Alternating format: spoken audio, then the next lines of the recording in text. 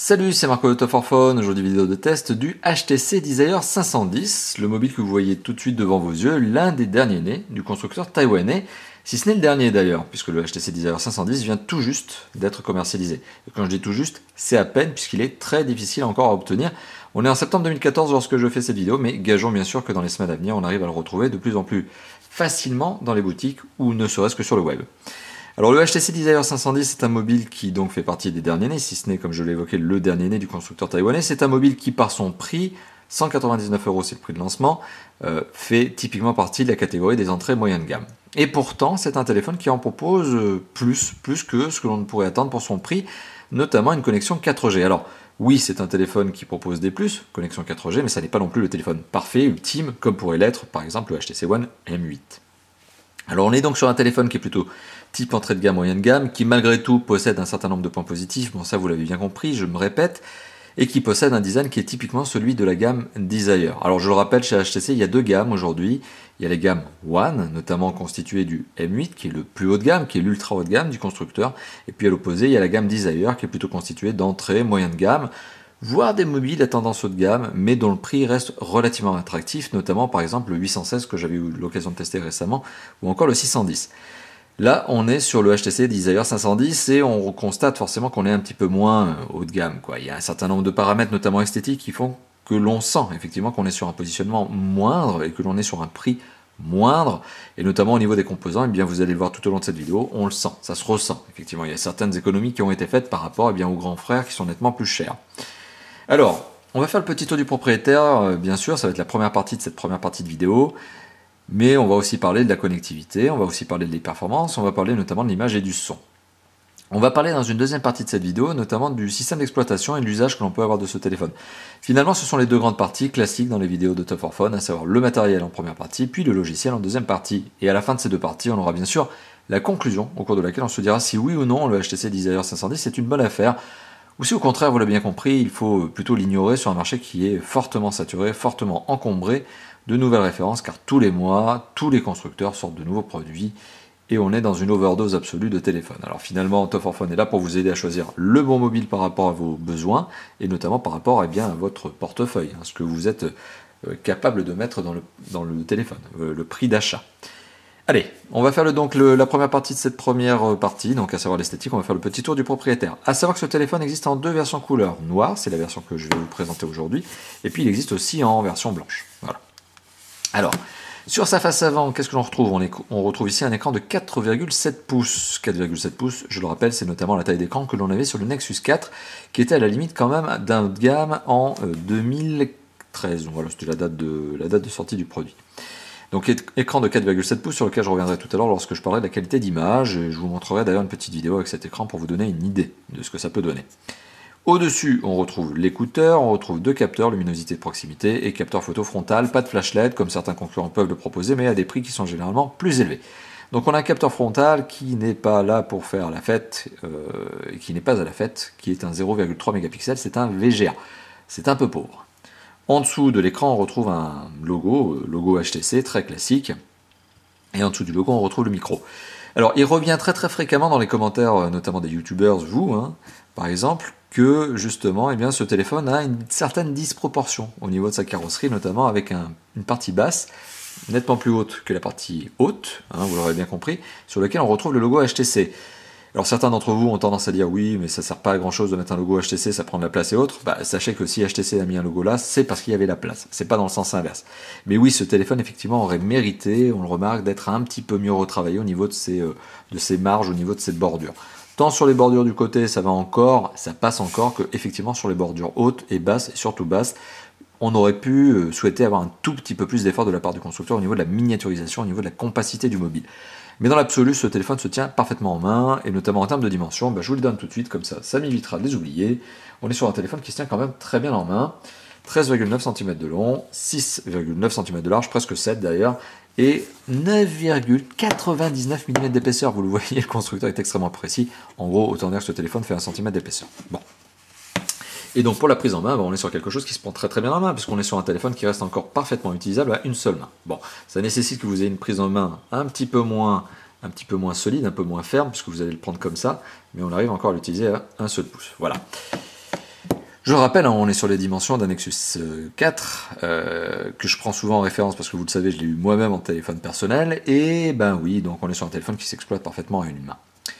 Allez, petite poursuite de la vidéo, on va continuer à faire le tour du propriétaire. Sur le côté gauche du téléphone, absolument rien, si ce n'est un pourtour en plastique de la même couleur que le dos, et qui est en plastique légèrement mat, certes, mais qui est en plastique dur. Sur le haut du mobile, on retrouve le bouton on-off, le jack 3.5. Sur le côté droit, on retrouve le bouton de contrôle de volume dont on aurait aimé qu'il ressorte un petit peu plus. Petit défaut, mais sans plus. Et en dessous, on retrouve le port micro USB qui est utile notamment pour la charge. Bien sûr, ça, c'est un peu l'indispensable. Et parfois pour la synchronisation en filaire, si vous voulez le synchroniser notamment avec un PC en filaire. Bon, sait-on jamais. En dessous, on retrouve ici, on le remarquera dans l'angle, une petite fente qui permet de retirer le cache batterie. Parce que oui, vous pouvez retirer le cache batterie, contrairement au HTC One par exemple, où la batterie est inamovible, parce que c'est un téléphone unibody, c'est pas le cas ici. À l'arrière du téléphone, on retrouve un capteur photo sans flash, et oui, c'est la particularité, et sans autofocus. Donc c'est un capteur de 5 mégapixels, je reviendrai dessus tout à l'heure, mais bon, lui non plus, il n'est pas à la fête, comme le capteur frontal. On retrouve également le logo HTC, vous voyez, qui est un peu dans la même couleur finalement que le cache batterie arrière. On retrouve le haut-parleur et bien ce cache batterie, petite précision, il est dans un plastique un petit peu soft skin, doux au toucher, ce qui permet notamment d'avoir une meilleure prise en main du téléphone, ça glisse moins. Autre contrepartie par contre qui est négative, c'est que ça prend extrêmement bien les empreintes de doigts et extrêmement bien la poussière. Bon, on ne peut pas tout avoir, l'avantage c'est quand même la prise en main et notamment le fait qu'il ne soit pas glissant ce téléphone du coup. Alors si on retire le cache batterie, d'une façon assez simple, vous voyez, c'est pas très compliqué en soi, sauf que ça claque de partout, on a toujours peur un peu de le casser, mais bon, je vous rassure, effectivement, ça tient bien. On retrouve la batterie, une 1850 mAh, si mes souvenirs sont bons, je regarde ma petite fiche, est-ce que c'est bien 1850 ? Petit roulement de tambour, non, pas du tout, j'étais en train de dire une bêtise, c'est 2100, rien à voir. Donc 2100 mAh pour la batterie, vous voyez, j'allais être mauvaise langue, mais c'est pas le cas. On a ici un emplacement micro SD et on a un emplacement pour la micro SIM. Micro SIM, c'est pas une mini, c'est pas une nano, c'est une micro. Voilà, c'est le format au milieu, celui qui est apparu notamment avec l'iPhone 4. Alors si on met le cache batterie, vous voyez, c'est pas très compliqué en soi, il y a juste une question de picot à tenir. À noter que le téléphone n'est pas étanche, hein, donc évitez de le mettre dans l'eau. Des fois, sur certaines marques, certains mobiles, ce genre de cache batterie en général permet au téléphone de devenir étanche. C'est pas le cas du tout ici. Je rappelle aussi, on est sur un mobile à 200 €. En général, le constructeur fait pas trop d'efforts à ce niveau étanchéité, pour des téléphones à ce prix. Alors, petite particularité, vous l'aurez remarqué, je vous ai cité que le cache batterie, hop, je reviens à l'accueil, j'éteins le téléphone, je vous avais indiqué que le cache batterie est en plastique soft skin et je vous ai indiqué surtout que le haut-parleur est à l'arrière. Alors c'est une petite particularité, parce que sur certains autres designers, il y a les deux haut-parleurs frontaux, comme le HTC One, ce qui permet d'avoir un son Dolby, un son stéréo, frontal. Malheureusement pour le coup, là le son il est uniquement procuré par le haut-parleur arrière. Alors d'habitude j'ai tendance à vous dire que quand un haut-parleur est placé à l'arrière, ça étouffe le son. C'est vrai, on va pas se mentir, c'est clair. Sauf qu'on a l'impression que dans ce téléphone, il y a une sorte de petit caisson, une sorte d'amplificateur. On se demande si ils n'ont pas fait une petite astuce ici au niveau de l'emplacement du haut-parleur, s'il n'y a pas justement un petit vide en dessous pour permettre d'amplifier le son. Ce qui fait qu'au final, il n'est pas trop étouffé. Il l'est un peu, certes, mais on perd pas trop en qualité lorsque le téléphone est posé sur une table et que le haut-parleur sert à écouter de la musique notamment. Bon, c'est pas forcément l'utilisation de tout le monde, mais c'est une bonne note supplémentaire à mettre au compte de ce fameux HTC Desire 510.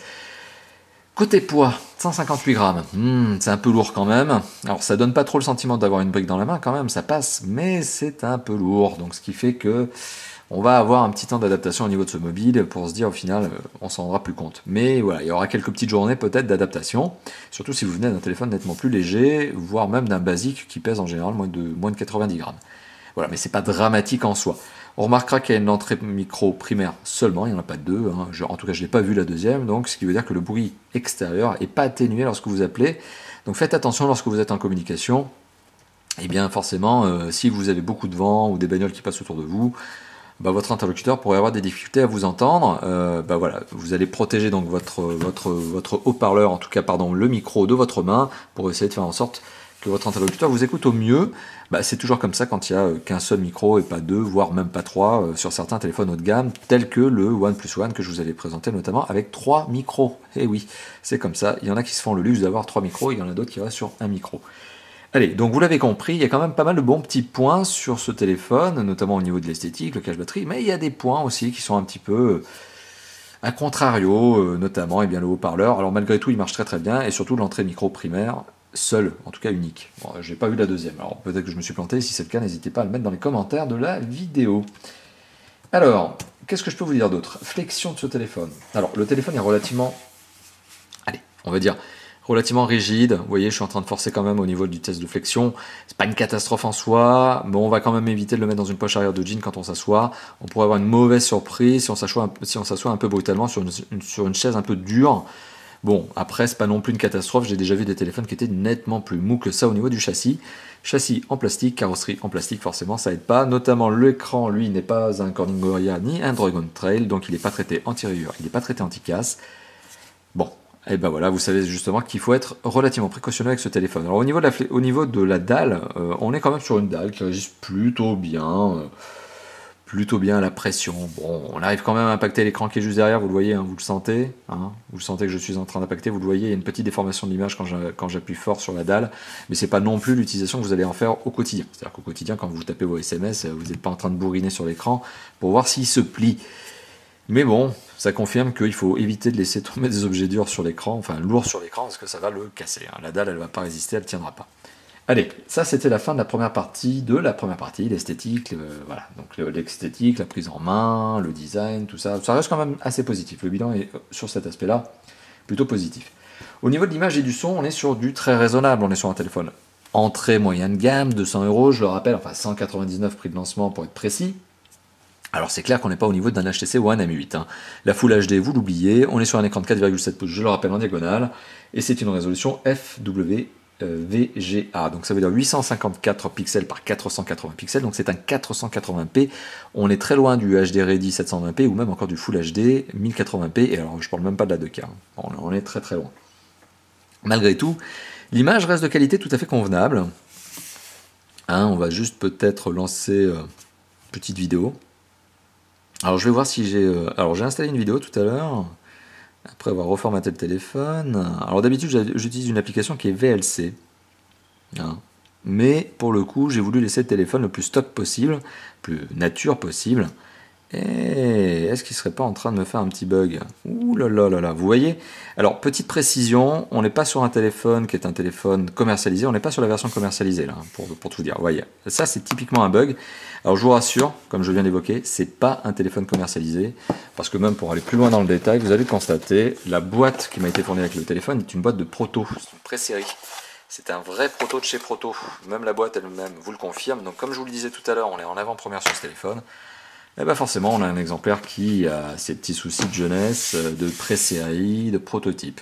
Bon, bah au passage, ça me permet quand même de vous montrer un petit peu comment démarre ce téléphone, en espérant qu'il démarre, hein, puisque là on est quand même encore une fois de plus sur un prototype. Ouais, ça se passe bien. Bon, il a juste bugué sur le lancement de Playfilm. Je vous rassure, le téléphone commercialisé ne sera pas du tout dans le même registre. Enfin, j'espère. Quand même 2 fois là, ça serait beaucoup. Hein. Ah, on a encore un petit bug d'affichage. Bon, ok. Bon, on va laisser le téléphone tourner. Je me demande si finalement je vais pas couper cette petite partie lors du montage. On verra. On verra, ça je trouve je vais la laisser. Je trouve ça plutôt fun. Allez hop, on se retape une deuxième session de démarrage. Allez hop, zou.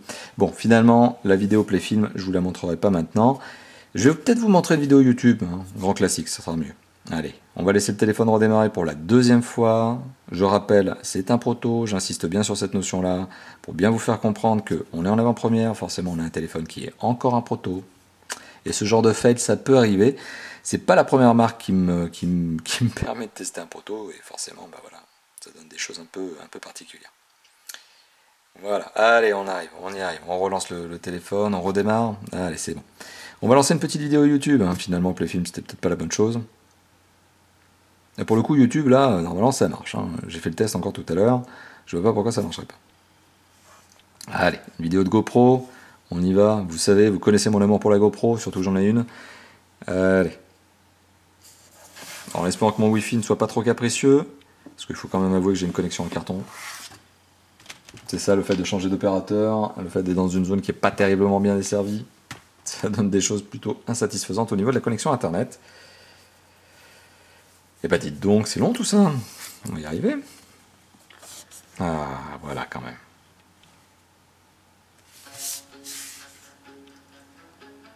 Alors, pour le coup, on va mettre un peu de son.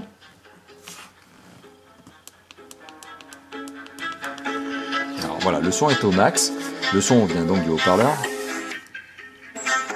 Et le haut-parleur, finalement, quand il est posé sur la table, vous voyez, c'est pas trop étouffé. Donc ça rend encore bien.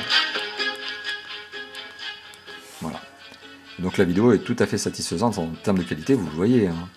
Mais c'est pas du HD, c'est pas du HDRI, c'est pas du Full HD.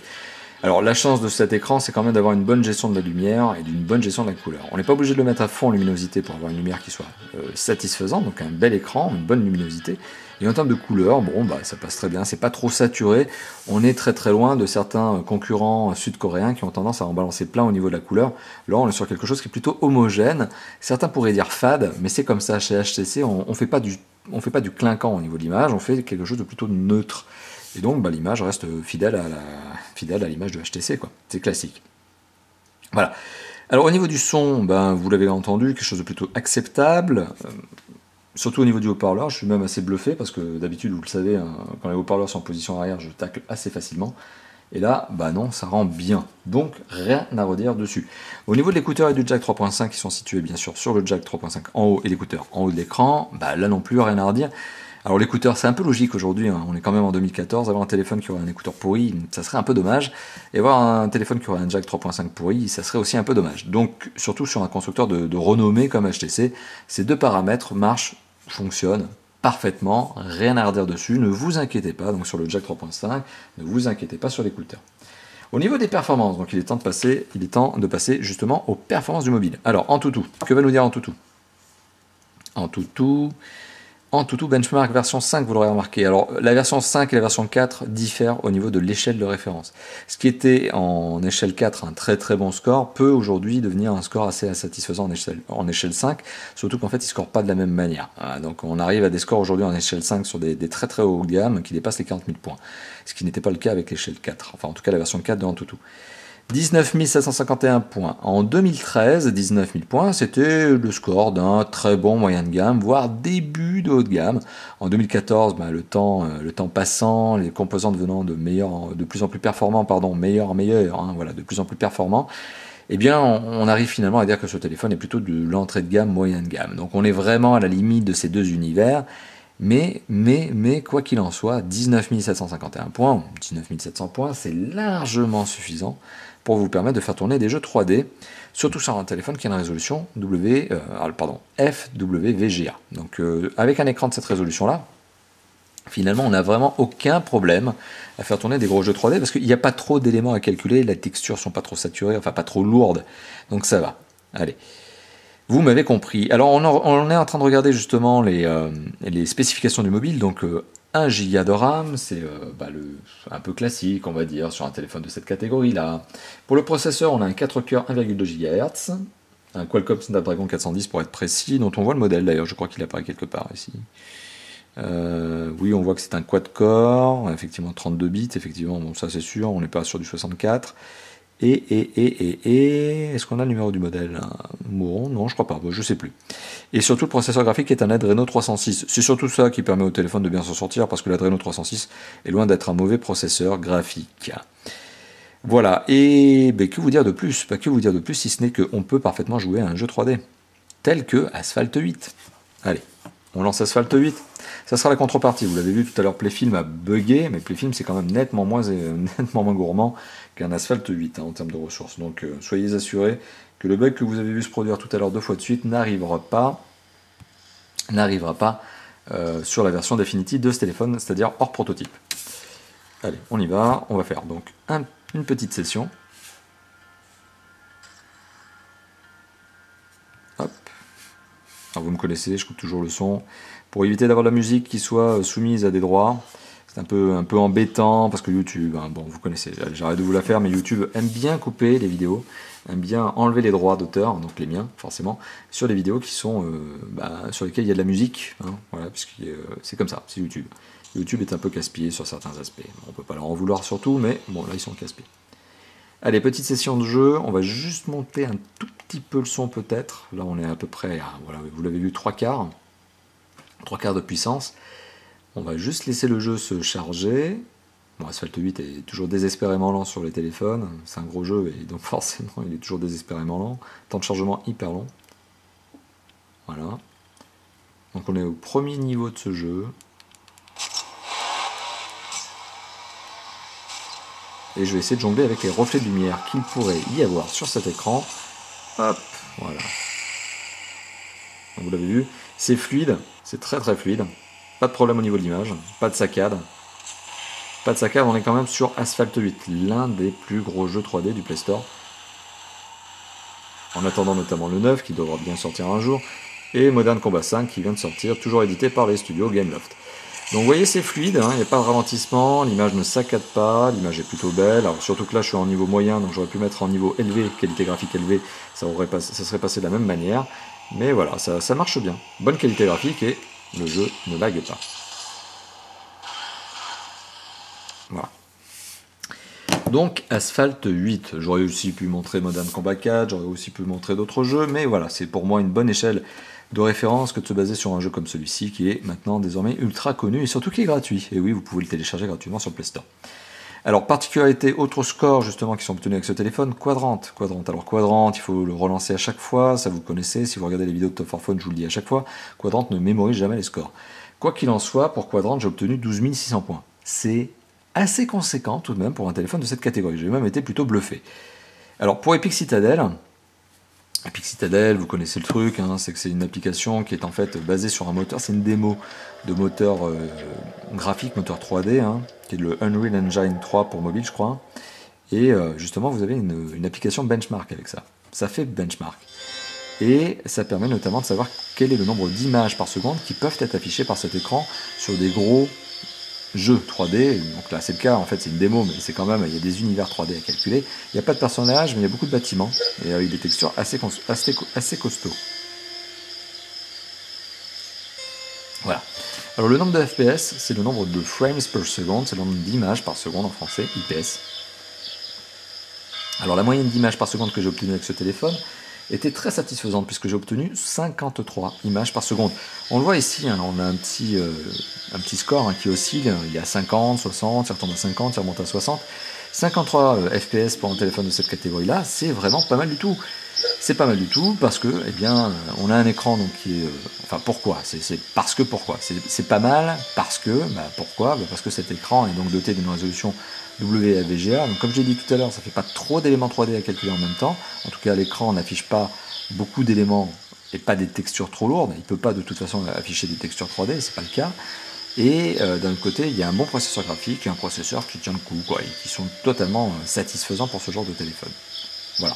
Donc c'est plutôt beau, c'est plutôt propre, la qualité du son, vous l'entendez encore une fois de plus, tout à fait sympathique pour un haut-parleur qui pourtant donne le son à l'arrière. Voilà.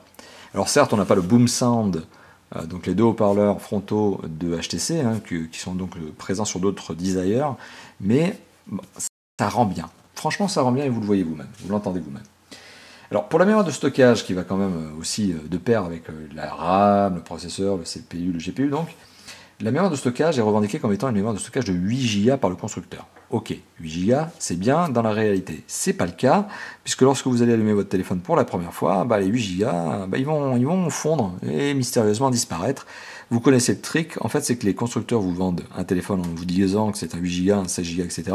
Mais j'oublie de vous dire que déjà quand on fait la conversion gigabyte, gigaoctet, des fois il y en a quelques-uns qui disparaissent comme ça, et qu'au passage le système d'exploitation, il faut bien le mettre quelque part. Et donc que la ROM, donc les 8 Go, et au final, il y en a quelques-uns, des gigas qui disparaissent. Alors pour le coup, je vais essayer, je vais y arriver, pour le coup je vais essayer de retrouver le stockage. Est-ce que je suis bon aujourd'hui ou est-ce que je suis complètement à la ramasse? Non, mémoire, voilà, on va y arriver quand même. Hein. Mémoire, donc les 8 Go, donc ils sont faussement renommés 8 Go, hein, le constructeur a quand même laissé l'indication de 8 Go. Mais non, dans la réalité, en fait, les 8 Go se transforment en 6,5 Go lors du premier démarrage. C'est comme ça, n'en demandez pas trop, c'est bien 6,5 Go. Alors c'est largement suffisant quand même pour installer des applications comme Asphalt 8, c'est largement suffisant pour mettre vos premiers MP3, vos premiers films, mettre vos premières applications. Il n'y a pas de problème là-dessus. Mais comme je vous l'ai montré tout à l'heure, il y a quand même un emplacement micro SD, et l'emplacement micro SD, allez, je suis sympa, je vous le remontre. L'emplacement micro SD, il est sous le cache batterie. Ah, il claque, j'aime bien le faire claquer ce cache batterie. Il est là, et cette micro SD, bah, elle vous permet quand même d'ajouter jusqu'à 128 Go max. C'est-à-dire que oui, vous avez le support de la 128 Go. Alors après, une carte de 128 Go, encore aujourd'hui, ça vaut quand même entre 120 et 130 €, donc septembre 2014, quand je fais cette vidéo. C'est pas donné, hein. Donc je suis pas certain que lorsque l'on achète un téléphone qui vaut 200 €, on ait quand même envie de rajouter pour 120 € de carte mémoire.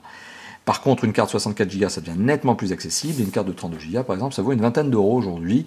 Bon, voilà, donc bon, pourquoi ne pas ajouter 32 Go? Une vingtaine d'euros, ça me semble relativement raisonnable, puisque c'est un dixième du prix de ce téléphone. Ça me semble normal, quoi. C'est pas déraisonnable, c'est pas étonnant. Voilà, donc là, je vous ai parlé donc, de tous les aspects performance. Donc on va arriver sur la connectivité, puis après, partie logicielle, forcément, et puis notamment la surcouche. Alors, pour la partie connectivité, on a de la 4G, et on a des vrais 4G.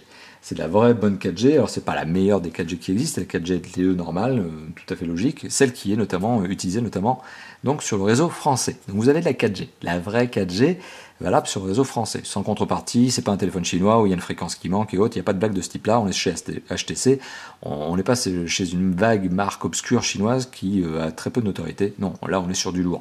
Donc on est sur de la vraie 4G, et à côté de ça, forcément, on a toutes les normes de connectivité du moment. Là, je peux notamment faire défiler le petit chariot de notification. On a toutes les normes de connectivité. On a du Wi-Fi, on a du Bluetooth. On est sur un GSM quadriband, quand même, il faut le spécifier. Donc du Wi-Fi, du Bluetooth. En GPS, on a du AGPS, donc il utilise les antennes cellulaires et les bandes Wi-Fi pour accroître sa précision à ce GPS. Et en plus, il est GLONASS, c'est-à-dire qu'il utilise les deux réseaux de satellites, GPS et GLONASS. Et à côté de ça, en plus, il a du jack 3.5, carte SIM format micro, bon ça c'est un peu normal, ça va de soi, sinon c'est pas un téléphone, ça va être compliqué. Voilà, donc il y a tout un tas de connectivités, en fait elles sont toutes là, mises à part une seule, allez on peut même dire deux, il manque le NFC, mais bon aujourd'hui qui utilise vraiment le NFC, il manque l'infrarouge. Mais aujourd'hui sur un téléphone, l'infrarouge ça sert surtout à faire de votre téléphone une télécommande pour votre télé. Il n'y a pas beaucoup de gens qui l'utilisent non plus dans cette manière-là. Donc NFC et infrarouge sont deux connectivités qui manquent sur ce téléphone. On n'est pas non plus sur le haut de gamme qui est le HTC One M8 qui a tout lui. Mais voilà, pour le reste, on a la 4G, Wi-Fi, Bluetooth, AGPS, GPS, GLONASS. Donc, bon, il y a tout. Autre point à souligner en termes de connectivité, c'est un très bon point, c'est le DAS, le débit d'absorption spécifique de ce téléphone. 0,351 watts par kilo. C'est un bon score. C'est un bon score, c'est clairement un bon score. Cet élève, ce HTC One, j'étais en train de dire une bêtise. Ce HTC Desire 510 fait partie des bons élèves. Voilà, donc 351 watts, 0,351 watts par kilo, à la tête, je le précise aussi. C'est pas mal. Donc c'est un bon point supplémentaire, encore un bon point supplémentaire à mettre au compte de ce téléphone. Donc assez satisfaisant à ce niveau-là. Il est donc temps de passer au système d'exploitation. Alors, le système d'exploitation, forcément, vous l'avez bien compris, vous l'avez bien reconnu, c'est un Android. Vous l'avez reconnu notamment parce qu'il y a un certain nombre d'applications qui sont typiques Android. Les Play Store, Play Films, Play Music, etc. C'est du Android. Alors, on va voir quelle est la version spécifique de cet Android. Hop. Alors, hop. Moi-même, je suis en train de naviguer avec des reflets. Voilà, alors on y arrive. Alors, hop, est-ce qu'en faisant comme ça, sur un HTC, ça marche comme ça, là? Alors, non? Ça marche pas? Ouais, allez, hop, ça marche pas. Donc on est sur un HTC, je voulais vous montrer le petit logo, mais je crois que non, ça marche plus. Je me souvenais plus que ça marchait pas comme ça. Donc HTC Desire 510 est doté d'un Android 4.4.3. Alors, est-ce que je vais zoomer un petit peu, là? Je vous fasse... Voilà, petit focus de la caméra, 4.4.3. Et alors, en dessous, on voit version de HTC Sense. Oui, il y a une surcouche, c'est la version HTC Sense, donc surcouche de HTC qui s'appelle Sense et qui est ici disponible en version 6.0. Donc, conclusion, on est sur un système d'exploitation qui est quand même un 4.4.3, ce qui est un bon système d'exploitation puisque c'est quasiment le dernier d'ailleurs. Il y a le 4.4.4, tous les constructeurs ne l'utilisent pas encore. C'est du KitKat, donc c'est la dernière version à date. Il y a bien la version soi-disant L pour la version 5 qui va sortir un de ces quatre, mais c'est pas le cas. Donc aujourd'hui, on est bien sur ce que je vais qualifier d'être la dernière version Android à date. Bon, allez, je fais abstraction à 4.4.4, vous m'avez bien compris. Sur HTC Sense 6.0, on est sur la dernière version d'HTC Sense. Ça se sent notamment au niveau du design, de l'ergonomie. On est quand même sur quelque chose de plus coloré que les versions précédentes et nettement plus agréable que les versions précédentes en termes de look, quoi. C'est nettement plus dynamique. Donc ça, je vais vous montrer un petit peu ce que ça donne en termes de design, notamment, et en termes de fonctionnalité. Parce que oui, forcément, une surcouche en général, ça veut dire design, mais ça veut dire aussi application et fonction. Et c'est le cas ici. Alors, donc, je vous parlais du système d'exploitation, je vous ai parlé de la surcouche, et alors, on va regarder le panneau d'accueil, les panneaux d'accueil. Alors, ils s'appuient sur notamment, eh bien, par défaut, hein, c'est-à-dire lorsque vous avez allumé votre téléphone pour la première fois, vous avez 3 panneaux d'accueil. Alors, donc, vous avez le panneau principal, un panneau de slide à droite sur lequel vous allez pouvoir ajouter des raccourcis, par exemple, et un panneau de slide à gauche qui est en fait le Blink Feed. Blink Feed, qu'est-ce que c'est? Alors, Blink Feed, c'est un agrégateur de flux qui vous permettra d'agréger les flux, les vôtres, votre Facebook, votre Twitter, etc., donc vos réseaux sociaux, et donc de faire remonter par exemple des informations qui seraient publiées sur votre mur, etc., ou par vos potes et autres. Donc ça, c'est un flux d'actualités médias sociaux. Et à côté de ça, on a aussi des vrais quotidiens, de la vraie presse, type, voilà, là vous avez de l'information AFP qui remonte, vous avez quoi? Vous avez 1 minute qui remonte, et ça, vous pouvez le paramétrer. C'est-à-dire que vous avez un certain nombre de sources d'informations qui sont déjà pré-paramétrées par HTC, 20 minutes, jeux vidéo, etc., jeuxvideo.com, et qui vous permettent donc d'avoir de l'actu comme ça. Après, une fois qu'on veut rentrer dans l'actu, on clique dessus. Bon, les actus sont extrêmement joyeuses, vous le voyez, et puis on peut slider d'une page à l'autre pour arriver notamment à l'actu soit d'un nouveau support, et puis une fois qu'on est dessus, que ça nous intéresse, on slide. La lecture est bonne, la lecture du texte est bonne. Hop, je vais zoomer un petit peu sur le texte pour vous montrer ça. Donc oui, on est bien sur un écran W, alors je vais y arriver, W rien du tout, FWVGA. On est bien sur un écran de cette catégorie-là, avec un 480p, mais vous voyez, la lecture est tout à fait bonne, tout à fait satisfaisante. Voilà. Donc ça, c'est Blink Feed. C'est une des fonctionnalités apportées par HTC avec le HTC Sense 6.0. À côté de ça, on a quand même d'autres applications, et notamment, on a Zoé. Alors Zoé qui vient tout juste enfin d'être publiée, c'est une application qui existe depuis quelques semaines, qui avant était désespérément mise comme étant bientôt disponible par HTC. Ça a traîné longtemps quand même, cet aspect bientôt disponible. Alors Zoé, ça vous permet, bon, c'est pas l'application, la fonctionnalité la plus innovante qui soit. Mais Zoé vous permet par exemple de prendre vos photos. Alors, si j'y arrive, hein. Ah oui, d'accord, hop, je sais où c'est maintenant, voilà. On va y arriver. Zoé donc vous permet de, par exemple, créer des animations en prenant vos vidéos, vos photos, en mettant par exemple une musique, en faisant une sorte de montage. Là, c'est tout automatisé. Il faut savoir que c'est des photos qui sont statiques, une vidéo au milieu, de la petite musique, tout ça c'est Zoé qui le crée. Et Zoé, vous pouvez lui donner des filtres, c'est-à-dire que vous pouvez définir des filtres de couleurs pour donner un autre ton. Voilà, allez hop, on va donner Surf, qui donne peut-être un côté un peu plus vintage, le truc. Avec cette belle musique, un peu Beach Boys, quoi. Voilà. Donc Zoé c'est ça, et Zoé c'est pas que ça, parce que Zoé finalement, hop, Zoé, c'est pas que ça, parce que Zoé, ça vous permet quand même aussi de partager vos contenus. Alors Zoé se trouve un petit peu à la limite de, allez, je vais utiliser le vieux terme qui est Picasa. Vous vous souvenez, Picasa, il y a quelques années, avant que ça devienne une part entière de Google+, Picasa, c'était quand même ce genre de système qui permettait de partager de la vidéo, des photos. Bon, Zoé, c'est ça, quoi. Mais c'est une version HTC. Donc c'est finalement le réseau d'HTC. Donc quand vous partagez sur Zoé, vous partagez sur un réseau qui n'appartient finalement qu'aux utilisateurs à l'heure actuelle de HTC. C'est un peu fermé quand même comme univers, hein. Mais bon, ça a le mérite d'exister. Ce qui est surtout intéressant, c'est que ça vous permet de faire des montages automatiquement, quoi, instantanément. Et donc ça égaye un petit peu, ça donne un peu plus de peps à la vidéo et à la photo que vous auriez pu prendre. Alors à côté de ça, forcément, en termes d'application, je vous passe, hein. Il y a tout ce qui est Google de base, donc Playfilm, qui a bien planté 2 fois de suite tout à l'heure, Play Kiosque, Playlive, YouTube, etc. On a même la radio FM, parce que j'ai oublié de vous l'indiquer, oui, ce téléphone est bien doté d'un tuner FM.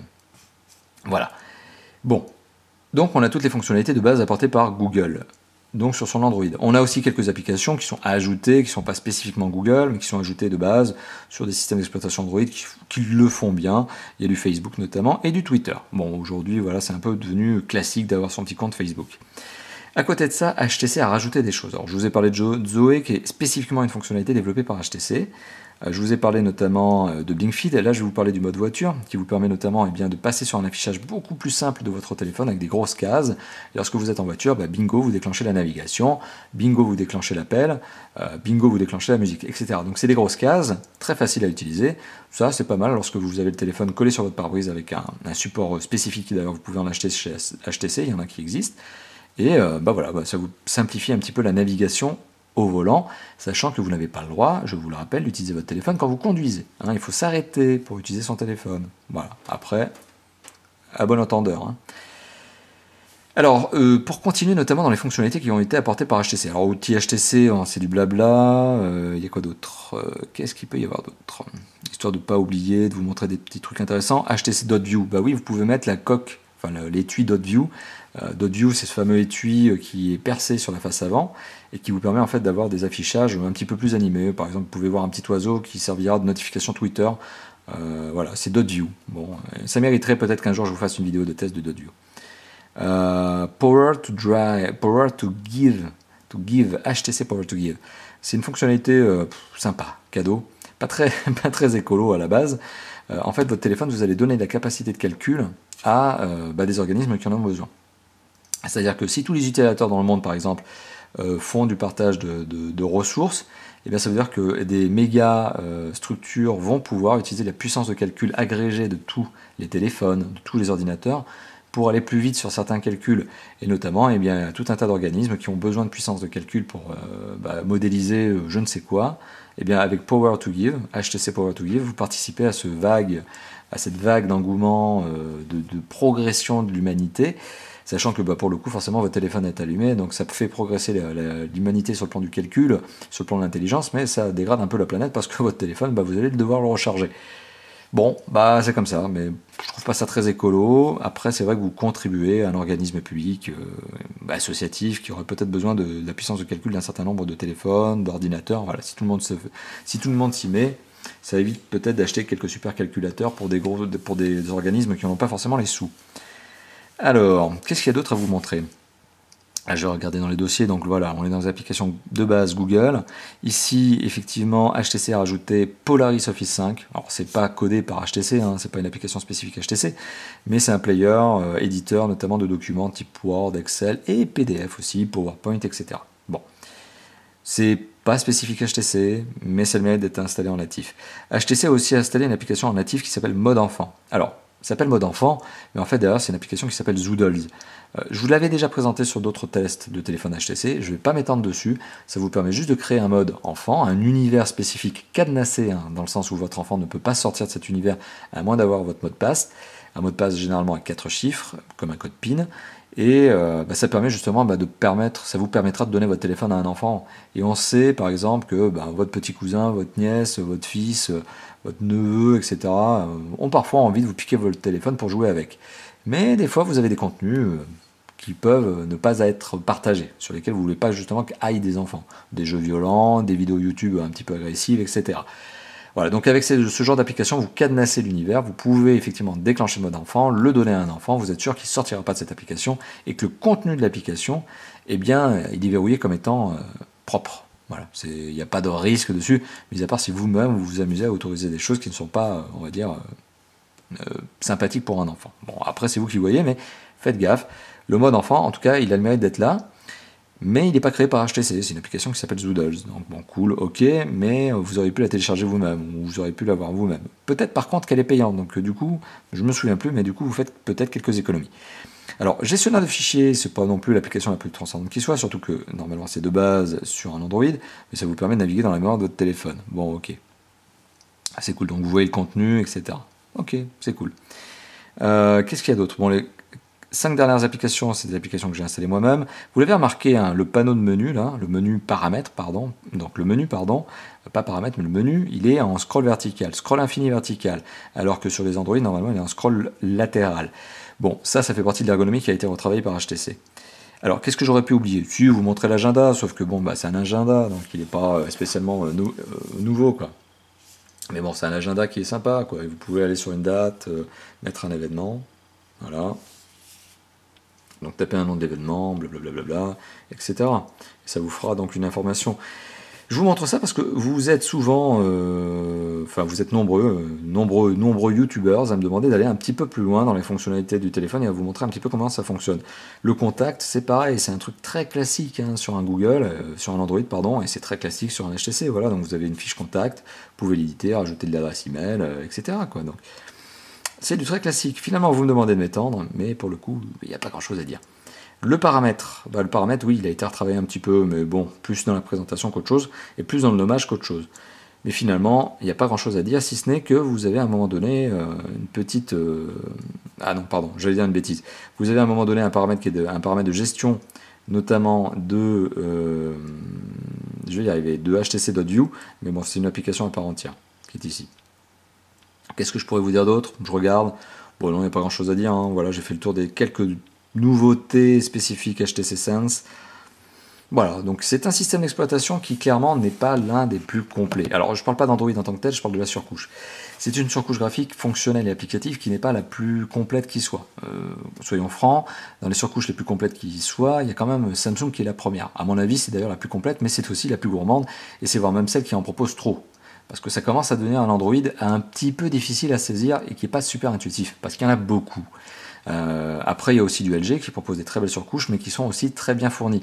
HTC, pour moi, c'est le constructeur qui fait partie de ces constructeurs qui arrive à proposer quelque chose de sympathique, d'ergonomique, de design, sans arriver à une abondance d'effets spéciaux, ça vous l'avez bien compris, sans arriver à une abondance de fonctionnalités qui serait un petit peu contre-productive, contre-intuitive.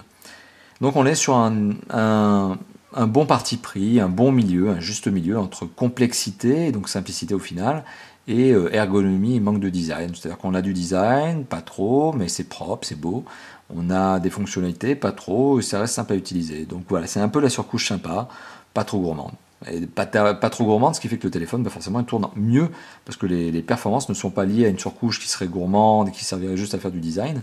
Non, les performances, elles sont destinées à faire tourner un téléphone qui, par exemple, peut faire tourner des jeux 3D. Voilà.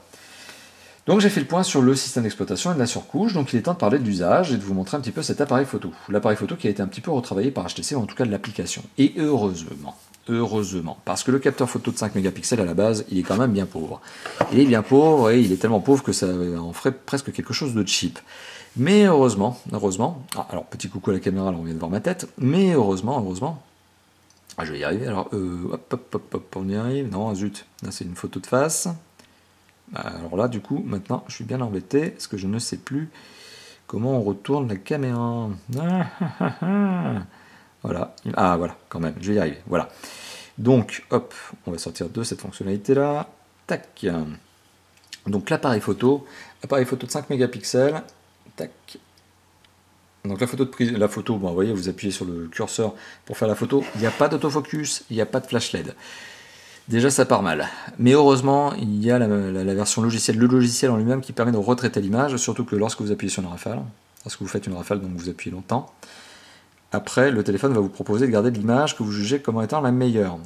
Ce qui n'est pas plus mal, parce que ça permet notamment un petit peu de gérer votre autofocus, c'est-à-dire vous-même. C'est pas plus mal. Voilà, donc c'est un bon point. Mais c'est du logiciel. Encore une fois de plus, le matériel en lui-même, au niveau du capteur photo, est vraiment très passable, pour pas être méchant. Après, heureusement qu'il y a la surcouche logicielle, donc cette version logicielle qui est là pour vous permettre d'avoir quelques effets. Bon, c'est sympa. Voilà, anti-tremblement qui va rogner un petit peu sur l'image. Vous pouvez mettre des modes portrait, mode paysage, etc. Mais ça changera pas grand-chose. Ça changera vraiment pas grand-chose. Voilà, vous pouvez gérer les ISO aussi. Jusqu'à 800 ISO, mais 800 ISO sur un capteur photo de 5 mégapixels, je peux vous garantir que ouais, ça va donner une belle bouillie de pixels. Voilà, donc vous avez un certain nombre de paramètres, notamment la luminosité, le mode, parce que vous pouvez mettre un mode, voilà, une profondeur de champ, bon, ok. Voilà, des petits modes mignons. Soit, vous pouvez rentrer un petit peu plus fortement dans les paramètres. Voilà, arriver à changer la résolution. Si vous trouvez que 5 mégapixels c'est trop, vous pouvez même diminuer. C'est à vous de voir si ça vous intéresse vraiment, mais bon. Vous pouvez mettre une grille. Une grille, ça vous permet notamment d'avoir un meilleur positionnement au niveau de l'objet que vous prenez en photo. Vous pouvez géotaguer les photos, ça s'appelle géomarquer les photos. Mais bon, c'est ni plus ni moins que de mettre les coordonnées GPS directement sur le fichier photo. Pas sur l'image, j'entends, dans les paramètres de la photo. Voilà, et donc vous pouvez aussi prendre de la vidéo, mais ça ne sera pas la Full HD. Voilà, donc le capteur photo, alors frontal VGA à 0,3 mégapixels, mais alors ce qui est étonnant, c'est que ça a beau être un 0,3 mégapixels tel que c'est communiqué notamment sur la fiche du constructeur, au final les photos ont l'air quand même meilleures qu'un VGA. Bon, c'est même à se demander si finalement c'est pas autre chose qu'un VGA. Je suis assez étonné d'ailleurs que la fiche du constructeur dise 0,3 mégapixels, le résultat était plutôt satisfaisant. Le capteur photo dorsal 5 mégapixels, franchement, heureusement qu'il y a le logiciel, là je me répète, mais heureusement qu'il y a le logiciel pour faire quelque chose, quoi. Parce que ce capteur photo à la base, si HTC n'avait pas bien travaillé au niveau du logiciel, ça serait une vraie calamité. Donc au final, on a quelque chose qui est bien. c'est quand même un bon point. Voilà, donc vous l'avez compris, je suis assez critique parce que le matériel est assez moyen, mais heureusement HTC sait faire du soft et ça complète pas mal. Au niveau de l'autonomie, 2100 mAh, c'est la batterie que je vous ai indiqué tout à l'heure. Alors j'avais fait un petit fail en vous disant que c'était une 1800, mais non pas du tout, c'est bien une 2100. Alors, petit test d'autonomie, donc 50% de luminosité, donc c'est ce que vous voyez tout de suite à l'écran. 50% de son, toutes les connexions ouvertes, et bien une vidéo YouTube m'aura consommé 20% de la batterie pour 1 heure de vidéo. Bah c'est bien, ça veut dire que ce téléphone est doté d'une batterie qui est largement suffisante pour eh bien, son côté énergivore. Peu énergivore pour le coup, puisque l'écran n'est pas trop énergivore, et eh bien, les performances ne sont pas trop non plus monstrueuses, ce qui font que le téléphone, ces deux paramètres font que le téléphone finalement reste plutôt satisfaisant en termes d'autonomie pour une batterie de 2100 mAh. D'ailleurs 2100 mAh pour un téléphone qui a un écran de moins de 5 pouces, bah, c'est pas mal, c'est un bon point, ça reste un bon point, c'est un bon ratio. Donc le constructeur a bien fait son travail au niveau du sizing de la batterie, c'est assez intelligent. Au niveau donc de cette partie usage, ce téléphone est donc capable nous aussi de faire des jeux 3D, ça vous l'avez bien vu tout à l'heure, de lire des vidéos, sauf quand l'application plante, mais bon ça c'est parce que c'était un proto, de lire de la musique, de faire des photos, bon bof moyen, de gérer une galerie de photos, de gérer vos agendas, de gérer votre boîte email, d'aller sur internet, d'ailleurs je vous ai même pas montré internet. Hop. On va aller sur un moteur de recherche, Google, je vais taper Top 4 Phone, c'est déjà fait, et on va aller sur le site. Alors le site de Top 4 Phone en ce moment il a un petit problème d'affichage sur la version mobile, parce qu'il y a une bannière pub, eh oui, on est bien obligé de mettre de la pub, eh oui, c'est comme ça dans la vie. On a une bannière pub qui a, eh ben dis donc c'est quoi ça? Il n'y a pas de certificat sur notre site. Voilà, donc on a un petit claquage, on va quand même prendre autre chose que ça. Parce que là ça m'embête un petit peu de vous montrer un site, le nôtre hein, pour le coup, qui en ce moment a un petit bug, donc on va essayer de trouver autre chose. On va essayer de trouver autre chose. Allez hop.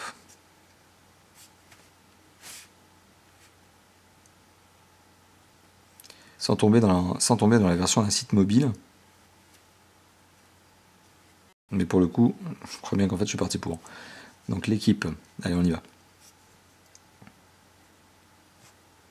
Vous l'avez vu, la recherche est plutôt facile, bah oui forcément on tombe sur la version mobile de l'équipe. Alors je pourrais très bien décider de ne pas avoir la version mobile de l'équipe en désactivant et en mettant la version ordinateur, voilà ce qui va être le cas ici. Voilà. Donc l'affichage du site L'équipe, hein, moi qui suis un fan inconditionnel de football, vous vous en doutez, eh bien, ça veut rien dire ce que je suis en train de dire. Bon, quoi qu'il en soit, la version de l'équipe, la version PC de l'équipe, fonctionne parfaitement. Donc on est sur un site qui est propre, la navigation Internet n'est pas un problème pour ce téléphone. Donc, conclusion, pour en revenir finalement à l'usage de ce téléphone, eh bien il fait tout. Il sait tout faire, pas forcément bien sur certains paramètres, donc c'est-à-dire le capteur photo, je suis très critique avec lui, mais je trouve ça aujourd'hui insatisfaisant en termes de capteur photo sur un téléphone sorti en 2014 dans ce positionnement et à ce prix. Mais quoi qu'il en soit, l'usage de ce téléphone est complet. C'est-à-dire que ce téléphone répond à tous les usages, d'autant plus qu'il est 4G. Alors, il est temps de faire la conclusion de cette vidéo, en tout cas de ce test, et de vous dire ce que je pense de ce téléphone. Alors, un téléphone qui vaut 199 €, septembre 2014, qui propose la 4G, c'est un bon point. Alors, on pourra remarquer effectivement que contrairement à certains autres HTC, la résolution est un petit peu faible. On est malgré tout sur un écran de 4,7 pouces qui propose une bonne qualité d'image. Bon, résolution faible, mais bonne qualité d'image. On est sur un téléphone qui malheureusement n'est pas doté du Boom Sound de HTC, le fameux double haut-parleur frontal. Par contre, le haut-parleur dorsal marche parfaitement bien. Il a même ce petit côté caisson amplificateur, ce qui finalement complète bien et arrive à pallier à ce problème de Boom Sound absent. On a donc, comme je vous l'ai évoqué, de la 4G, on a effectivement pas de boom sound, mais on a un haut-parleur qui marche bien, on a un écran qui est un petit peu faiblard, mais malgré tout qui donne une bonne qualité d'image, on a des performances qui sont pas celles d'un haut de gamme, mais qui sont largement suffisantes pour faire tourner finalement un jeu 3D tel que Asphalt 8 et avec une qualité graphique élevée. Bon, ça je vous l'ai pas montré, mais c'est possible. On a même un très très bon niveau d'affichage, donc de nombre d'images affichées par seconde avec, vous l'avez vu, Epic Citadel et un score obtenu de 53. Bon, sur les performances et sur l'image, on est sur quelque chose de satisfaisant. Sur la connectivité, on est sur quelque chose aussi de satisfaisant. Sur le système d'exploitation, encore une fois de plus, Android, avec une bonne surcouche graphique, pas trop gourmande, assez ergonomique, assez design, qui s'appelle HTC Sense, c'est du tout bon. Donc finalement, ce téléphone, je n'ai qu'une critique réelle à lui faire. Vous l'avez compris, c'est le capteur photo. Parce que pour tout le reste, il est satisfaisant. Il est satisfaisant, mais il vaut quand même 199 €. Et la concurrence sur le marché français est rude. À 199 €, il y a des concurrents qui sont certes de moins grande renommée. Je vais les citer notamment comme Wiko, comme Arcos, comme Alcatel One Touch, qui sont des marques qui sont un petit peu moins on va dire premium, un peu moins luxueuses, mais qui font des très bons produits, qui sont un petit peu moins chers et qui peuvent être pour certains 4G. Donc finalement, on est ici en face d'un téléphone HTC qui fait payer sa marque, il faut être franc, c'est un téléphone HTC qui vaut 200 € parce que c'est un HTC. A contrario, on a quand même la garantie d'avoir un téléphone qui est de bonne qualité, très bon niveau de fabrication et qui surtout est doté d'un vrai SAV. Voilà, donc contrairement à certains concurrents, dont je ne vais pas pour le coup citer les noms, mais vous voyez probablement desquels je veux parler. Donc quoi qu'il en soit, vous l'avez compris, oui, on paye une marque chez HTC, et on paye oui une marque avec le HTC Desire 510, certes ce téléphone vaut 199 €, mais il en propose malgré tout pour son prix, sur un marché qui est relativement, vous l'avez compris là aussi, concurrentiel. Donc je vous recommande effectivement le HTC Desire 510 si vous êtes capable d'ajouter cette petite trentaine, cinquantaine d'euros supplémentaires par rapport à certains concurrents, ce qui vous garantira quand même d'avoir un téléphone, 1, avec une vraie belle surcouche, et 2, d'avoir un vrai niveau de, allez, on va le dire, fiabilité. En tout cas, d'avoir une certaine sérénité intellectuelle. Ça ne veut pas forcément dire que les autres marques sont mauvaises, ça veut dire juste que il y a certaines marques qui ont une mauvaise réputation au niveau de la fiabilité. Avec HTC, au moins vous aurez l'esprit un peu plus tranquille. Ça ne veut pas dire que ça sera le cas, ça ne veut pas dire que la réalité est là, que ce téléphone ne tombera jamais en panne, je ne sais pas ce que je dis, c'est qu'en tout cas votre esprit sera quand même beaucoup plus relax. Voilà, donc vous l'avez compris, je le recommande finalement. Mais, il y a quand même pas mal de concurrents, et c'est ce petit delta de prix qui pourrait lui faire du mal. À vous de voir si vous êtes capable de le rajouter, c'est 30 €, 30, 50 € par rapport à un concurrent qui aurait une marque un peu moins célèbre. Bon, voilà. Donc c'était la fin de ce test, vous avez compris ma position sur le mobile. Bon mobile, peut-être un peu cher, mais bon mobile malgré tout, et surtout 4G, c'est le top. Voilà, donc merci d'avoir visionné cette vidéo qui dure depuis maintenant plus de 50 minutes. Je suis un incorrigible bavard dans laquelle effectivement il y a eu du fail, il y a eu 2 fails, mais je vous le rappelle, ce sont des fails qui sont liés à la version prototype que je suis en train de tester. La version commerciale n'aura certainement pas, et ça j'en mets ma main à couper, ce genre de problème. Ça c'est une certitude absolue. Donc merci d'avoir visionné cette vidéo. N'hésitez pas à la commenter, n'hésitez pas à la liker, n'hésitez pas à la partager, n'hésitez pas à parler de Tough for Phone, n'hésitez pas à faire tout ce que vous voulez pour nous faire connaître, c'est toujours sympa. Mais surtout, voilà, comme je viens de vous le dire, n'hésitez pas à vous abonner, liker et partager, ça fait toujours plaisir. Et surtout à commenter dans la zone de commentaires de la vidéo YouTube ou sur le site de Tough for Phone. Petit rappel, donc sur le site, vous avez une photo qui a été prise avec ce téléphone. Donc vous pouvez vous rendre sur le site pour regarder la qualité vous-même des photos qui sont prises donc avec le capteur photo du HTC Desire 510. Je vous ai dit que c'était pas terrible, heureusement qu'il y a le logiciel pour compenser. Vous ferez votre propre idée, hein. Vous me direz aussi ce que vous en pensez sur le site. En passant, vous mettrez un petit commentaire si vous voulez bien. Voilà, donc il ne me reste plus grand chose à vous dire, hein, si ce n'est encore une fois de plus, c'est la énième fois et je me répète, merci d'avoir visionné cette vidéo et à bientôt donc pour d'autres vidéos de test, de déballage et de présentation. Allez, à bientôt, ciao ciao.